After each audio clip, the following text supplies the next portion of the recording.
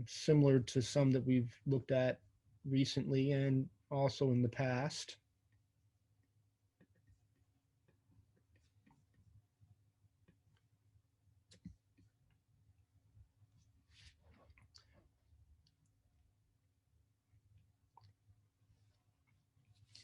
Okay, now, depending on what kind of test you're taking, sometimes you have questions that are worth different numbers of points.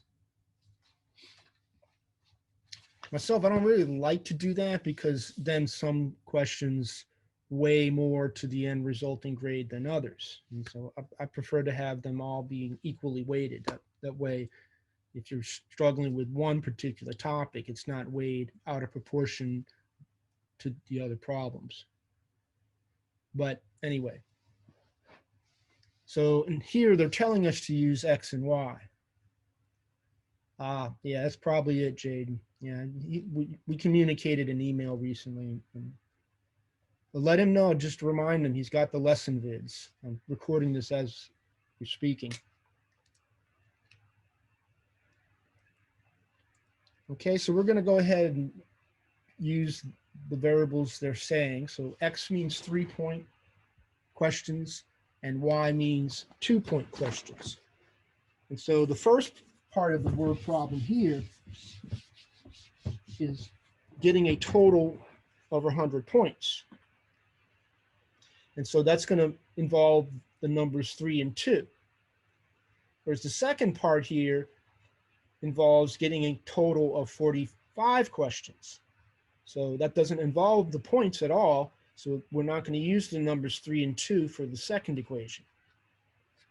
And then we'll solve the system that we get with those two equations to answer number 3.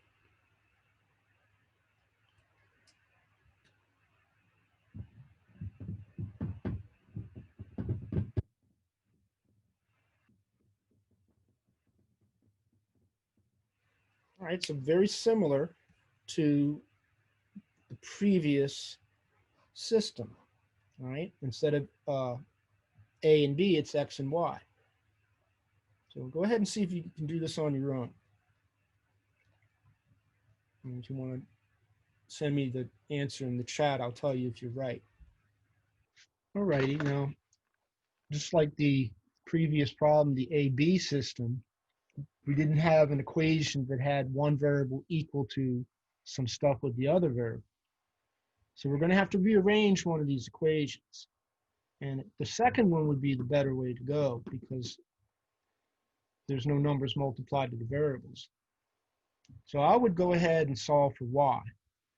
The reason why is because up here, Y is multiplied by 2, which is smaller than 3. That's the reason for my choice.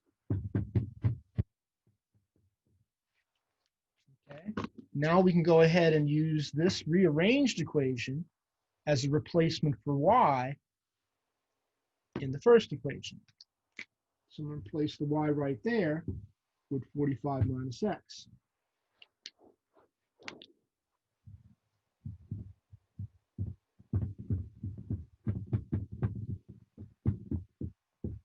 And then solve that. All right, so notice with the distributive property,